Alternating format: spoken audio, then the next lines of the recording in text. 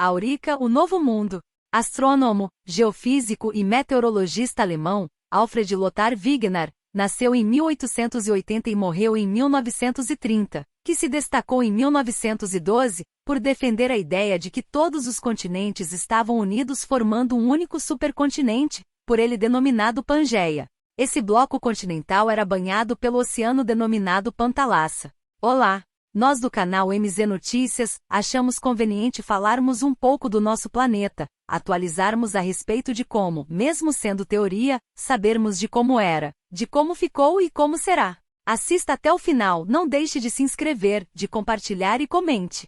Há cerca de 200 milhões de anos esta grande massa continental inicia sua ruptura dando origem, inicialmente, à Laurásia no hemisfério norte e à Gondwana no hemisfério sul. A formação delas ocorreu na Era Mesozoica, Era dos Dinossauros, período Triássico, e com o seu movimento contínuo ocasionou um novo rompimento e vários continentes se formam, separando-se entre si, até chegarem à posição em que se encontram hoje. Em 1915, Wegener publica suas ideias no livro chamado A Origem dos Continentes e dos Oceanos.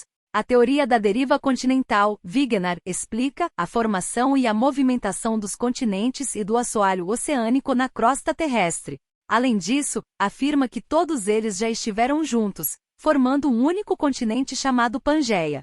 De acordo com suas observações, o contorno nos mapas mostram que as costas da América do Sul e da África, as quais possuem formas que parecem se encaixar perfeitamente. O meteorologista fundamentou as suas ideias com base nas similaridades físicas, geológicas e fósseis encontradas nos dois continentes, apesar de estarem separados a milhares de quilômetros pelo Oceano Atlântico. Na década de 1960, começou um intenso estudo do assoalho oceânico, no que resultou em uma nova teoria que veio colaborar com a teoria da deriva continental e explicar a formação da litosfera e o porquê de haver o deslocamento das massas continentais. Trata-se da teoria das placas tectônicas ou da expansão do assoalho oceânico. Identificou-se que a litosfera é a camada superior da Terra, sua superfície é sólida, sendo a mais fina das camadas do planeta, encontra-se sempre em transformação. É formada por grandes blocos de rocha que comporta tanto os continentes quanto o fundo dos oceanos. Esses blocos se encontram em movimento lento e constante sobre o magma ou lava. É a designação dada nas geociências às massas de rocha em fusão total ou parcial que existem debaixo da superfície da Terra. É a rocha derretida que escorre durante a erupção vulcânica, que é causado pelas chamadas correntes de convecção. As correntes de convecção, por sua vez, se formam em razão da diferença de densidade do ar. Quando o ar é aquecido, ele se expande e torna-se menos denso que o ar frio. Dessa forma, o ar frio desce e o quente sobe formando as correntes de convecção.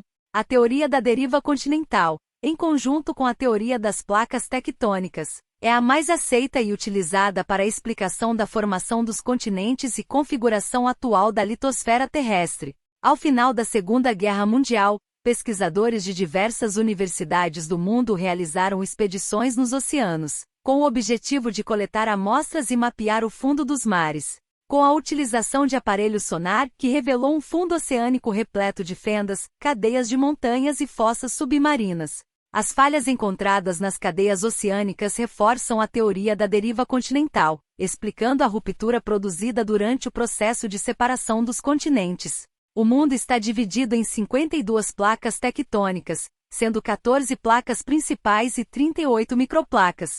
Placas tectônicas são grandes blocos rochosos semirrígidos que formam a crosta terrestre e estão em constante movimento, fazendo com que se afastem divergente, ou se aproximem uma placa das outras convergente, resultando deslizamento e atrito entre os movimentos.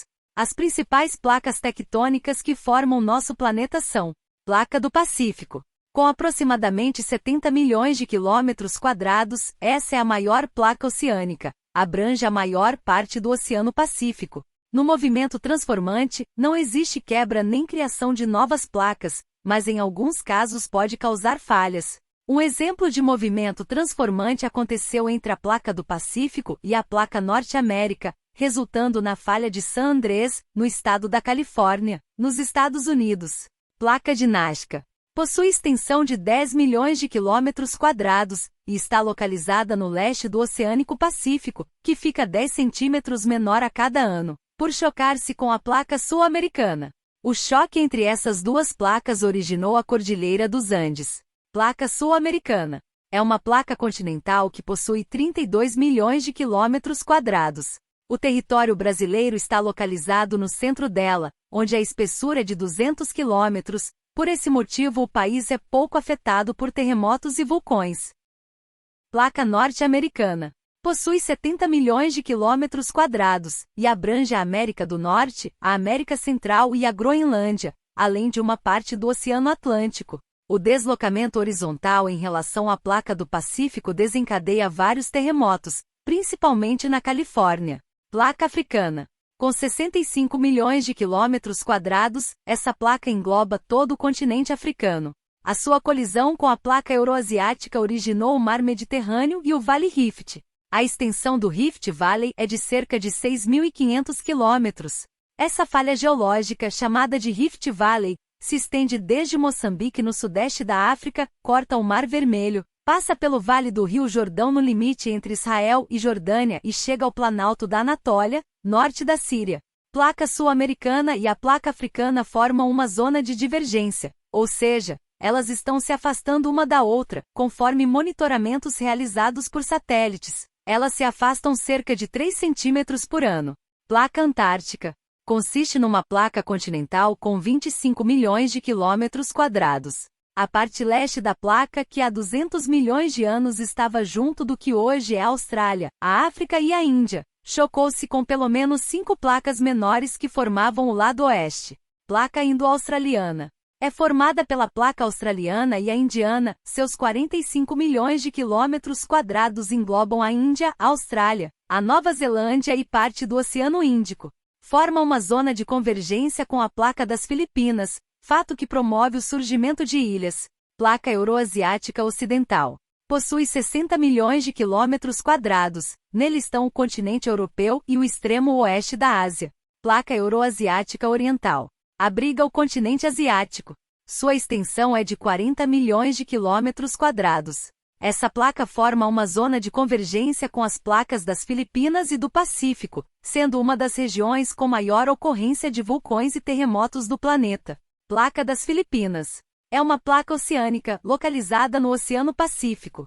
Sua área é de 7 milhões de quilômetros quadrados, nela estão presentes quase a metade dos vulcões ativos da Terra. Forma uma área de convergência com a placa euroasiática oriental. Nos movimentos realizados pelas placas tectônicas temos nos Estados Unidos, a falha de San Andrés, na Califórnia, que preocupa o mundo científico, pois pode ocorrer um terremoto de proporções devastadoras a qualquer momento. Temos no continente africano a fenda do Vale Rift, que pode ao longo do tempo separar o continente. Temos os vulcões ativos que podem entrar em erupção, terremotos, tsunamis, podendo ocorrer na zona terrestre ou na zona oceânica, ou nos dois ao mesmo tempo.